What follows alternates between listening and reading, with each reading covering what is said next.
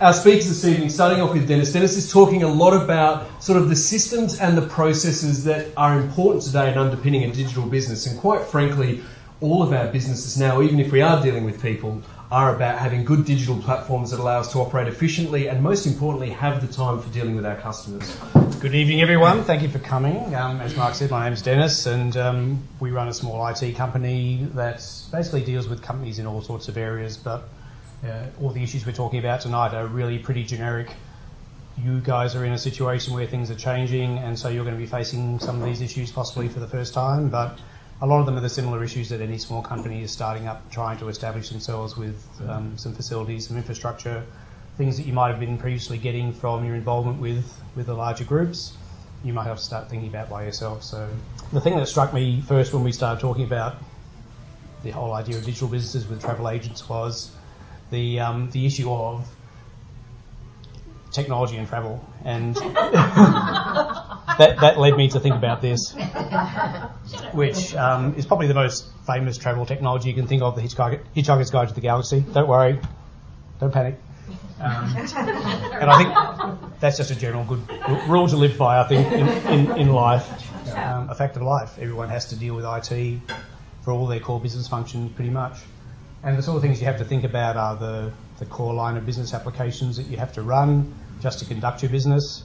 You have to think about your communication infrastructure. All of that generally these days tends to be based around IT. There may be databases of information that you're dealing with every day that you have to have access to. And something that a lot of people, I find, don't think about, often until it's too late, is backup and disaster recovery. Your business systems are going to be everything from really basic file management, so you're going to have files that you just have to deal with. There are going to be documents, there's going to be brochures, there's going to be all sorts of things that may be sitting in systems that you currently don't have complete control of. You're going to have to be able to bring those sort of things in-house and deal with them yourself and make sure that you've got access to all that information in a structured way. Accounting, obviously, if anybody was at the previous workshops, that would have been touched on, I'm sure. For all you know, all your invoicing might be currently sitting in systems that you don't have control of. How are you going to start doing your own invoicing and dealing with just basic business practices of getting your invoices out there and getting them paid. And client relationship management is something that a lot of companies, and our company was guilty of this until relatively recently, often don't think about that much. And having a structured system that lets you actually bring all the information about your interactions with a client over a period of time is an incredibly powerful tool. You often have these things sitting in a whole bunch of different places, and you think, I've got all that information, but to pull it into one system makes it vastly more accessible, and it changes, I can say from personal experience, it changes enormously how useful that information becomes, because you can suddenly go in there and look at a single place that gives you a complete history of your interactions with a client. Communication is something that is inherent in every single business these days, and a very relationship-driven business like travel agencies, even more so. You're spending all your time communicating to people, basically. And the IT aspects of that these days are extremely ubiquitous. Just about everything is IT-based. Obviously, there's email. Everyone's dealing with email all the time. And email often is just about the entire business for some people. I've seen companies that their file system, their CRM, everything is effectively just their email system. Everything's filed away in folders in their email. They've got gigabytes and gigabytes of it, and that's their entire IT infrastructure is their email system. And often it's not backed up. But you've also got less obvious things like chat, video conferencing. Maybe you've got online 24/7 help desk kind of facilities that people can click onto and get help. So all those things are going to require internet infrastructure that you might have to start thinking about how you're going to provide. Phones don't seem like an IT thing, obviously, necessarily, but these days an awful lot of phones are what they call VoIP phones, which are basically telephony over the internet.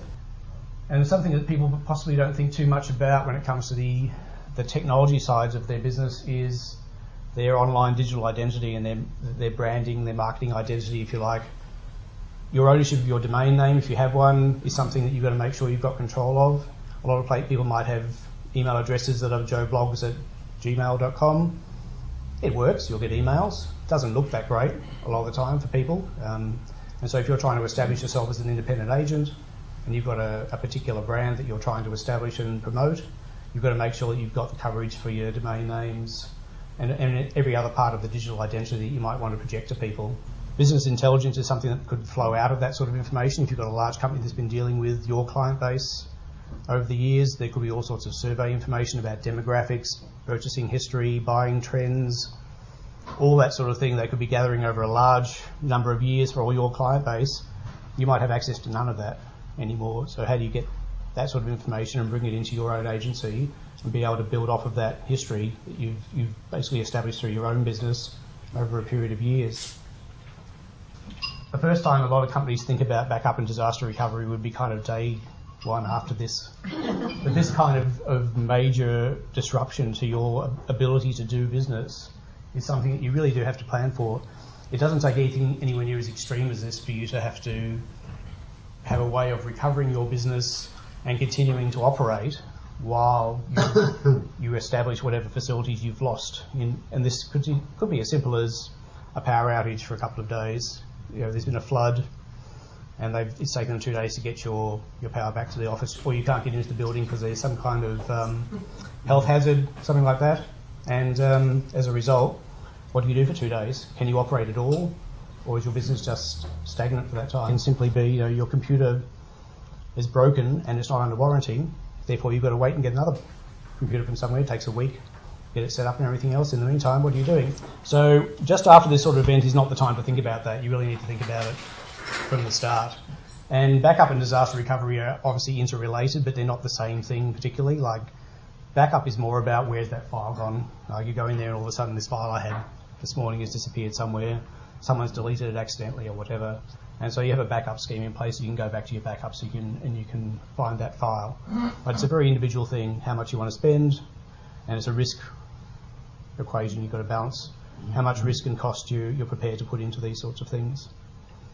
And that comes down to the basic question of your business continuity, of how much it costs you to not be operating for any given period of time, and how much are you prepared to spend to avoid being down for longer than X amount of time. So yes, comes down to the crux of it. That's all great, but how the hell do you do that?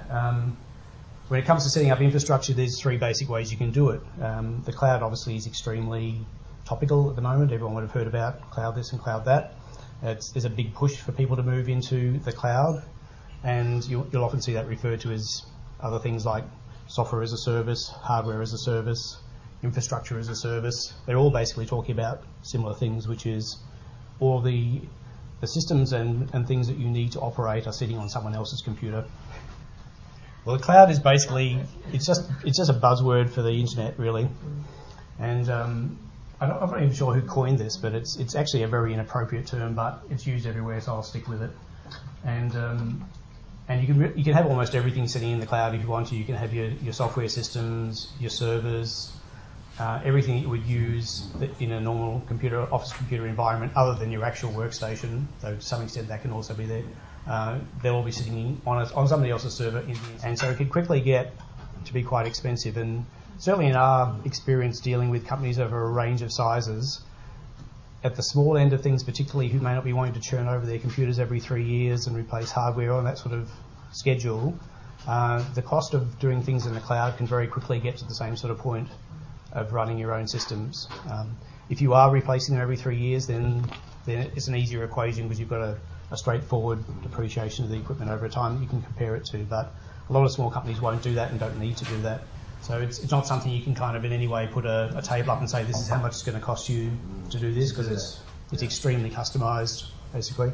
And you can do almost everything. There are great systems out there, but they all cost. It's not to be underestimated that the amount of benefit you can potentially get, particularly in a small business, by being able to set these sort of things up very quickly and easily. People tend to think of in-house systems as a bit old-fashioned now because the cloud is so kind of topical. They progressed a little bit from this now. That was probably just a tea maker or something, I don't know. But there are still some significant benefits in having your systems in-house. The key thing, particularly for a small business, is it gives you complete control. One of the issues that was raised in relation to the travel industry particularly is the fact that a lot of people are using Google Mail for stuff in the travel industry. Google is effectively setting itself up as a competitor in the travel industry. Every one of your emails for your travel business, if you're using them, is going through them. Google's model is to basically scan every piece of information that passes through their networks and pull information out of it. Don't, though, think that email is ever secure, by the way. There's something that I've spent a lot of time over 16 years telling people. Think of email as a postcard. Don't think of it as a sealed letter. It can be read by anybody if they choose to. And as I mentioned before, you can sometimes have a situation where the best option is to have a mixed environment where some of the stuff is sitting in the cloud. You might have your email and your Office applications, for instance, sitting out in the cloud, and because that works well for you, interacting with people that are sharing this stuff a lot.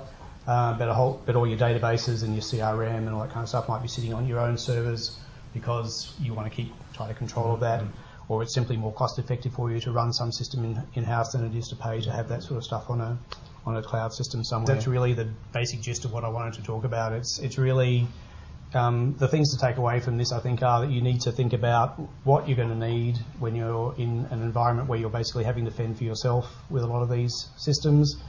Then how do I go about getting those systems to meet that particular need? And then critically, how do I keep those systems if disaster strikes or other nasty events come along that prevent you from operating? That's kind of the takeaway message that most people I would hope would be thinking about after this, though I do find that most of them end up going away thinking about that. And that's really the basis of all of that. Thank you.